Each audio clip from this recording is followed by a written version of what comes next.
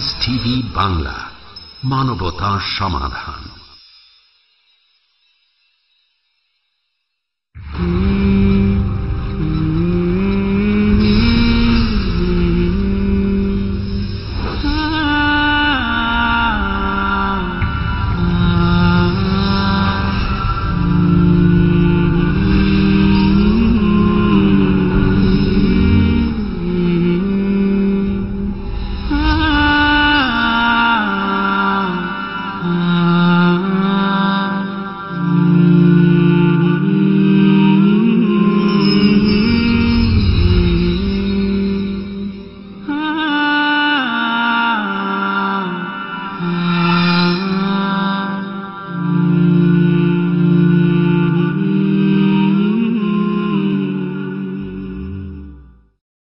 السلام عليكم ورحمة الله وبركاته.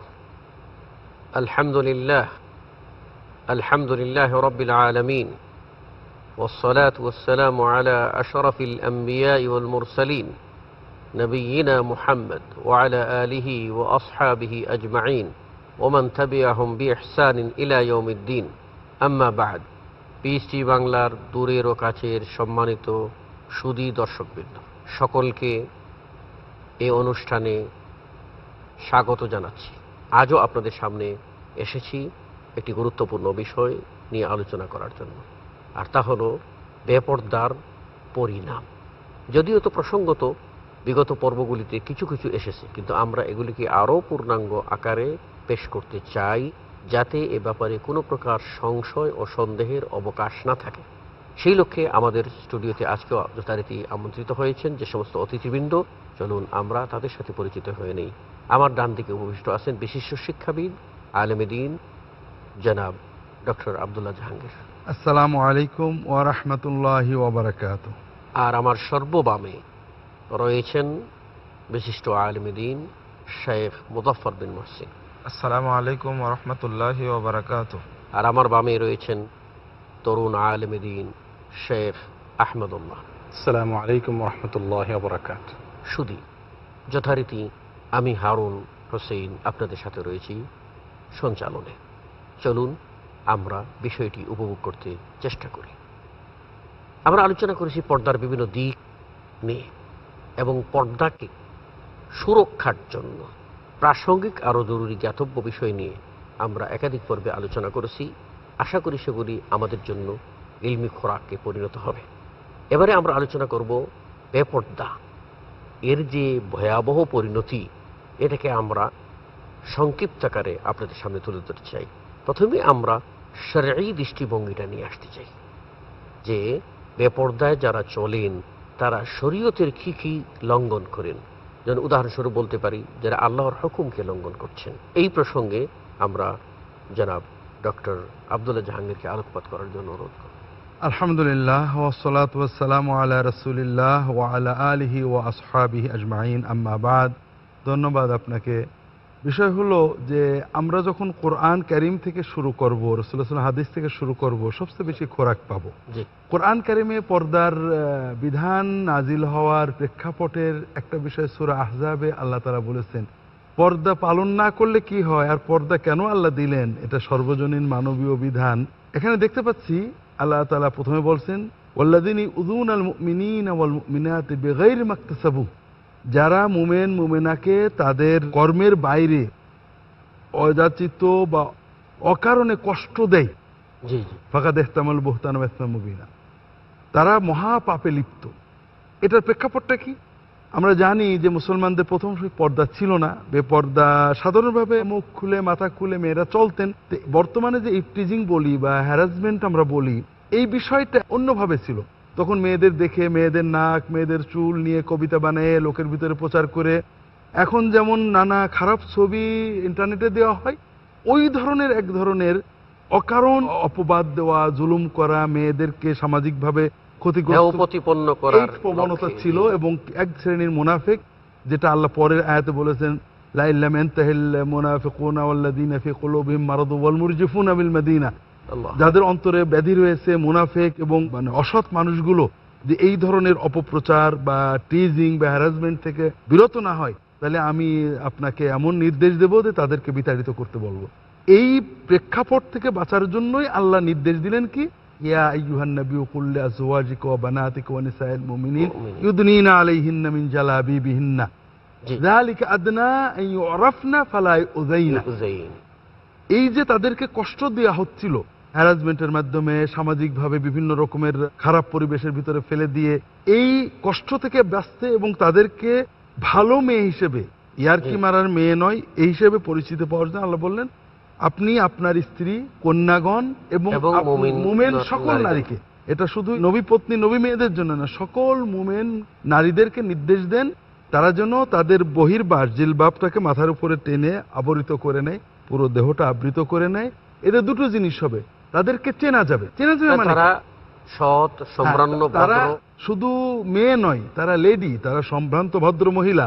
তাদের সাথে আড্ডা দেওয়া চলবে না, তাদের সাথে অন্য করা যাবে না, এইটা যেন সবাই বুঝতে পারে তারা মায়ের জাতি, সম্মানী। কারণ একটা মেয়ের ড্রেসিং যদি এমন হয় যে কেউ মনে করে যে এই মেয়েটার সাথে আড্ডা দেওয়া যেতে পারে, আবার একটা মেয়ের ড্রেসিং এমন হতে পারে ড্রেস দেখে সে বোঝা যাবে না এই মেয়ে আড্ডা দেওয়ার মেয়ে না, তাহলে তাকে প্রথমত পোশাকেই বোঝা যাবে যে একটা সম্ভ্রান্ত মেয়ে। 2 নম্বর কি, ফালাই উযাইনা, তাদের আর কষ্ট দেওয়া হবে।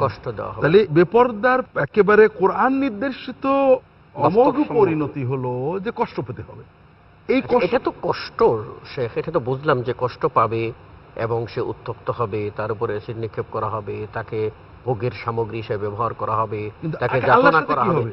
কিন্তু মূল জিনিস হচ্ছে যে পর্দা যেহেতু আল্লাহর বিধান, যারা বেপর্দা চলবেন তারা তো প্রকাশ্য আল্লাহর বিধান লঙ্ঘনকারিনী হবে। এটা খুব গুরুত্বপূর্ণ বিষয় এই জন্য যে আমাদের সমাজে মহিলারা সাধারণভাবে দিন পালন বেশি করেন, নফল রোজা বেশি পালন করেন, কিন্তু সেই মহিলারাই বেপর্দা চলেন।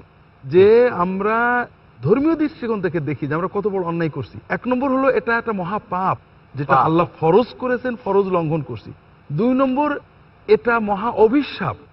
হাদিস শরীফে আসছে আইয়ুমা ইমরাতিন খারাজাত মুতাআত্তিরাতান, যখন মানে বেপরদার একটা অংশ খুশবু মেখেছেন, মেখে সেজে গুজে বেরোলো, ফেরেশতারা যতক্ষণ সে ঘরে না ফিরে আসে তাকে লানত করতে থাকে। অন্য হাদিসে যেটা আমরা গত এক পর্বে আলোচনাও করেছি, ভাইয়া জানিয়া, সে ব্যভিচারিণী হিসেবে গণ্য হবে। অর্থাৎ সে ব্যভিচার না করেও ব্যভিচারের মহাপাপ পাচ্ছে। আমাদের দিনদার ধার্মিক মেয়েরা, বোনেরা, মায়েরা স্বভাবত এই পাপগুলোকে ঘৃণা করেন, মালাউন হওয়াকে ঘৃণা করেন, ব্যভিচারকে ঘৃণা করেন, তারা মহাকবিরা গুনাহ করতে ঘৃণা করেন, যে কারণে অনেক কিছু বর্জনও করেন। তারা আল্লাহর সওয়াব পেতে চান, কিন্তু নফল ইবাদত করে যতটুকু সওয়াব পেলেন তার চেয়ে মহা অন্যায় করলেন কয়েকটা পর্যায়ে। একটা হলো মহাকবিরা গুনাহ, আর অনেক কবিরা গুনাহ আছে গুনাহ, তওবা করলে আল্লাহ মাফ করেন, অভিশাপ নেই। গুনাহ কিন্তু অভিশাপ নেই, এমন অনেক গুনাহ আছে, কিন্তু এখানে গুনাহর সাথে অভিশাপ আছে। তৃতীয়ত তিনি ব্যভিচার না করে ব্যভিচারিণী বলে অপবাদ পাচ্ছেন।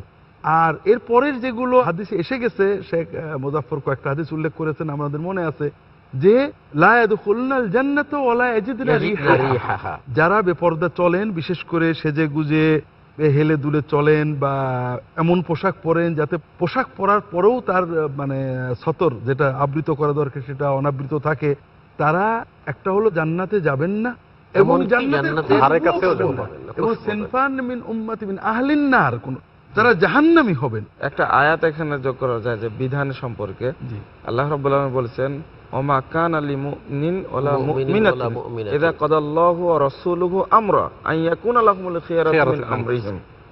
আল্লাহ রাব্বুল আলামিন যে বিষয়ে ফয়সালা দেন সেই বিষয়ে কোনো মুমিন পুরুষ বা নারীর নিজস্ব কিছু করার ইখতিয়ার নেই, আর যদি কেউ করতে যায় ফাকাদ জাল্লা মুবিনা।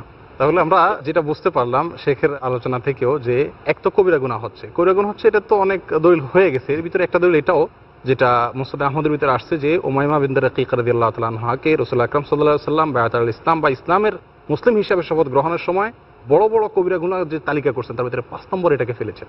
তার মানে কি, শিরকের পরে, চুরির পরে এবং সন্তান হত্যা করার পরে 5 নম্বর বড় কবিরা গুনাহ এটা, অর্থাৎ কবিরা গুনাহর তালিকার ভিতরে এটা অত্যন্ত গুরুত্বপূর্ণ জায়গা দখল করছে। এক, দ্বিতীয়ত হলো এটা নেফাক। আমরা যখন বিপর্দায় চলবো বা পর্দাহীনতায় চলবো, এটা ইতিপূর্বে আবার আলোচনা হয়েছে, যেটা এক ধরনের কপটতা, আমার মূল জিনিসটাকে লুকাইয়া আরেকটা জাহির করার চেষ্টা, এটা এক ধরনের নেফাকে আমলি যেটাকে বলা যেতে পারে।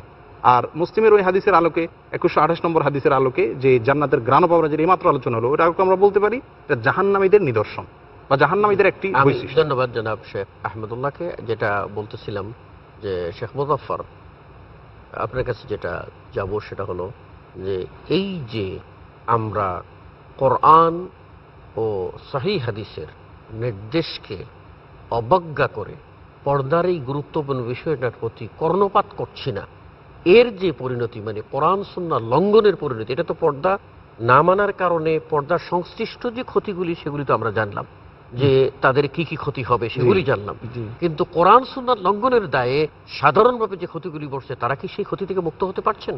না, এটা তো স্পষ্ট জি, যে কোরআনের একটা নির্দেশ পালন না করার কারণে যে অন্যায়টা কোনো ব্যক্তি করছে, এটা তো কত যে ভয়াবহ এটা তো কল্পনা করা যায় না। যেমন আল্লাহ রাব্বুল আলামিন বলেছেন, ওয়ামাই ইউশাকিকির রাসূল মিন বাদি মা তাবায়্যানা লাহুল হুদা ওয়া ইয়াত্তাবি গায়রা সাবিলিল মুমিনিন নুওয়াল্লিহি মা তাওয়াল্লা ওয়া নুসলিহি জাহান্নাম।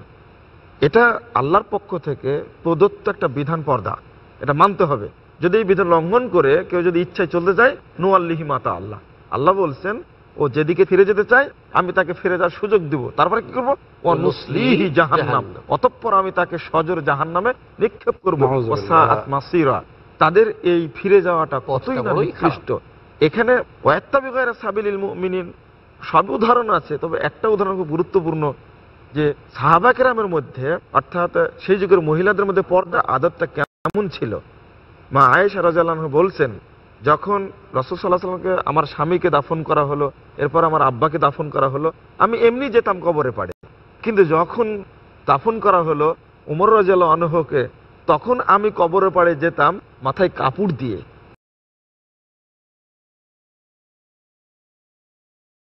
পরিবারের ধ্বংস মানব প্রজন্ম ধ্বংস করে, আর মানব প্রজন্ম ধ্বংস মানব সভ্যতা ধ্বংস করে, এবং এটার জন্য কোনো দলিল আদিল্লা লাগে না।